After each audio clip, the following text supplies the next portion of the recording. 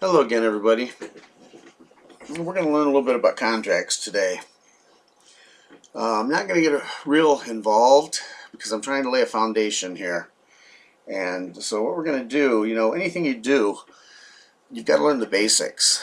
I went to school for electronics, and way back in high school, one of the first things they taught us was the pi formula. P equals I times E.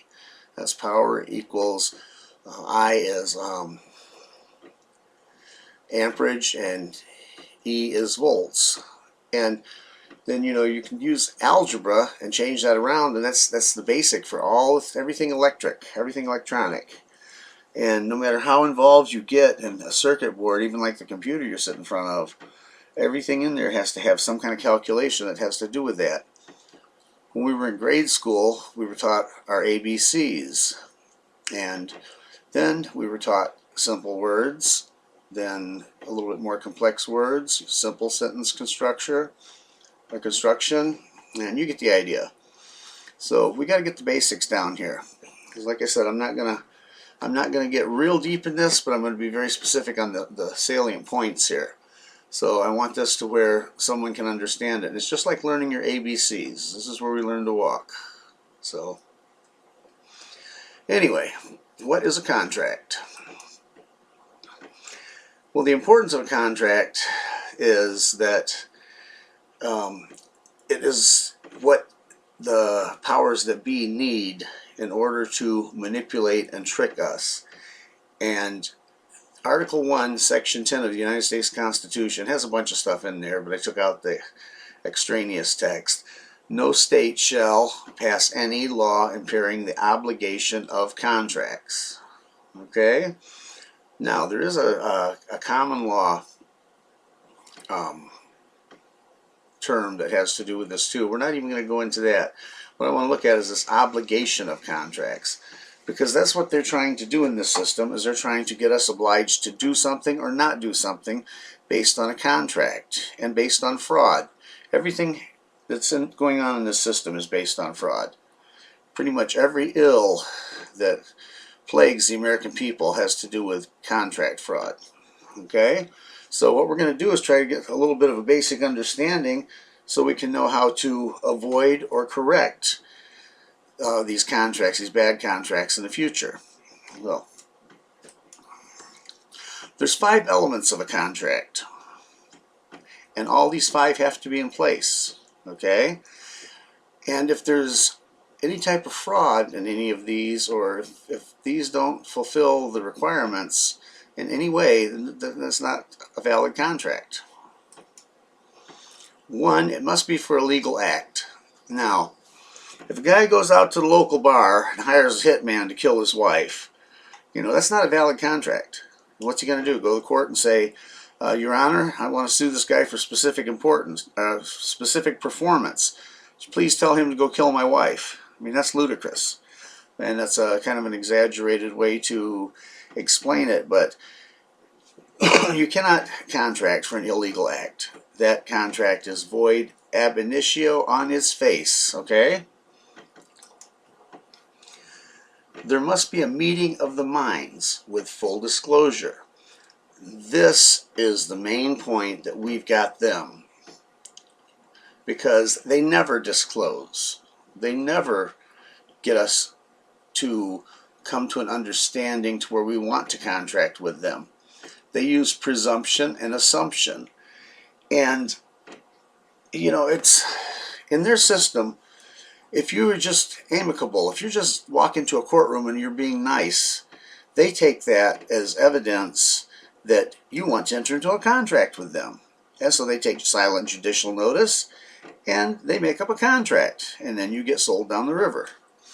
But this is where a lot of our remedy lies, as realizing that it's, number one, it's a violation of fiduciary duty, because they are trustees when this all starts, and they have a duty. But yet what they do is they twist things around and they make you responsible where the trustee is supposed to be responsible. When that prosecutor walks in the room, he's coming in with full liability. But then if they can keep you shut up long enough that they can build this presumption, Then they've got a meeting of the minds where there's not really a meeting of the minds, but they assume there's a meeting of the minds. And so they've satisfied number two in their twisted, sick minds of the requirements of a valid contract. So there has to be an offer. And you'd be surprised what constitutes an offer. I mean, just about anything. When the officer pulls you over and gives you a speeding ticket, him handing you that ticket is an offer. Okay, it's an offer to contract. Him asking you for your driver's license is an offer to contract. If you comply, that is basis to build a presumption that you want to enter into a contract with him. See, because they have no legal standing, they have no leg to stand on to make their statutes apply to you. See, statutes are legislative in nature, and they're only supposed to apply to the District of Columbia, which is a 10 square mile area between Maryland and Virginia. It was originally Rome, Maryland, but a Freemason gave it up so we could have a capital there and a place to house the United States Corporation. Long story, we won't get into it. But the legislative arm can only reach into the District of Columbia, okay? And, excuse me. And what they've done is they've usurped power by putting all these federal districts in place and zip codes, just a million tricks to broaden their geographical jurisdiction. But here again, when we start knowing what's going on with the nature of a contract, we start having some defenses against some of this stuff. Okay, and there again, once they've made the offer, you can act, not act, whatever. There's so many ways to get an acceptance, but you have to have a meeting of the minds on a legal issue, an offer, and acceptance. Okay? And like I say, acceptance does not have to be verbal. And we'll get there in a minute. Okay, and there has to be mutual consideration. And this is another one that'll shock you. They consider anything that's a benefit as a consideration. Okay? They consider, and rightfully so, that jail is a benefit. Under the common law, you know, some things like burglary, that's a death sentence the first time out. So if you get a burglary charge and you're put in jail instead of being put to death, that's a definite benefit. See? But that's kind of the way their system works. They have to make all these benefits. Using Federal Reserve notes is a benefit, and it implies your acceptance of a consideration so that you're entering into a contract. It's all about contract. Contract makes the law, and everything is contract. When you tell your child, I'll let you stay up till 8 o'clock tonight if you'll finish your green beans, that's a contract. Pretty much all interpersonal relationships are contracts. It's just they're so subtle that we don't look at them as such. But we need to start changing the way we look at all of these contracts. Okay, now there's some types of contracts. This is the status of the contracts. They can either be valid, void, or voidable. A valid contract is everything is upfront, everybody has got full disclosure, an offer is made, an acceptance is made, and the consideration is laid out where there's no ambiguity. Any ambiguity in any area of a contract makes it voidable. Not necessarily void, but voidable. You'll have to take a positive, proactive stance to void that contract. But it's doable. It's very doable. And then, of course, there are the contracts for hiring the hitman to kill your wife that are just void on their face. You can't do it.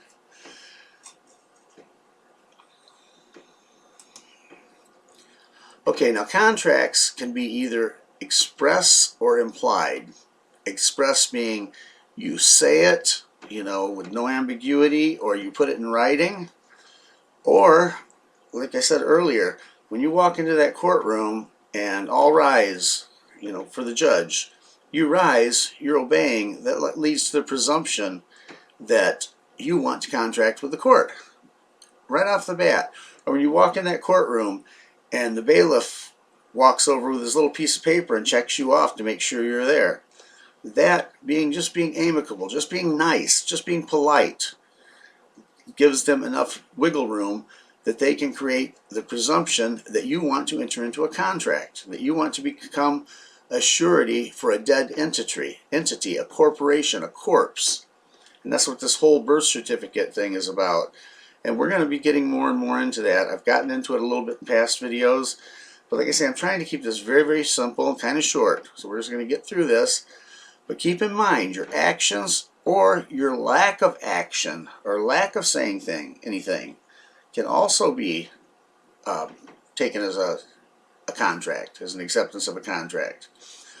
And one of the things that judges are very good at doing is they're very good at getting up there on the bench and screaming at you. But if you listen to the words are going to look really nice on paper. It's not going to reflect their emotion. It's not going to inflect the intimidation that they do. When you just stand there and comply and say nothing, quiet as a church mouse, you've just accepted his offer to contract. The appellate court can only review what is in the court record. So they're not going to retry the case.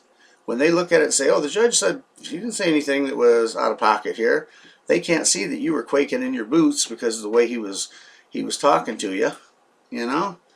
So, and that's the implied contract. An implied contract is so prevalent in this world today, and it can be in a lot of different things, okay? So just keep in mind that your actions or inactions, either one. And when the inactions, well, let's see, I guess I just got out of order a little bit. Acceptance can be expressed or implied by action or a lack of action.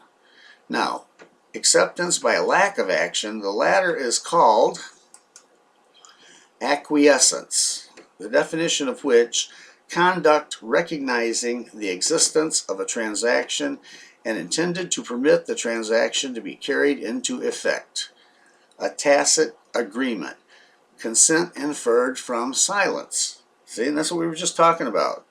When he's got you quaking in your boots in there and the prosecutors came and told you beforehand, oh, we're going to ask for 20 years if you don't do this, and you're already nervous, and then the judge gets a little bit aggressive with you, you stand there and say nothing, you agree to go to jail. And was it Rehnquist? One of the justices, I should have pulled it up, said that 90% of everybody in prison today is there by consent. But check it out. You got enough here, you can start researching on your own.